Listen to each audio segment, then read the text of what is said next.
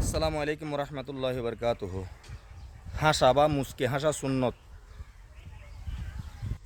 তিনটা জায়গায় হাসলে আমাদের স্রষ্টা মহান রব্বুল আলমিন বান্দার উপর রাগান্বিত হয়। এক, কোনো মানুষ যদি মৃত্যুবরণ করে তাকে গোসল দেওয়ার পর কাপড় পরানোর পর খাটিয়ে তুলে যখন জানাজার জন্য নিয়ে যাওয়া হয়, জানাজার পিছনে হাসি ঠাট্টা করলে মহান রব্বুল আলমিন রাগান্বিত হয়।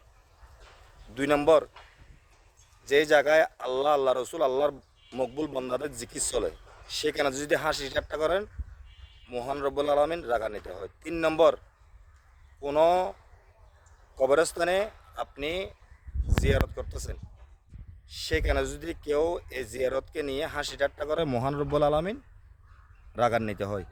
তাই এই আমলটা প্রতিটা মুসলমানের অন্তরে লালন করাও জরুরি মনে করি। আল্লাহ হাফেজ, সকলে ভালো থাকবেন। উক্ত আমলটা অন্তরে লালন করার চেষ্টা করবেন। আল্লাহ হাফেজ।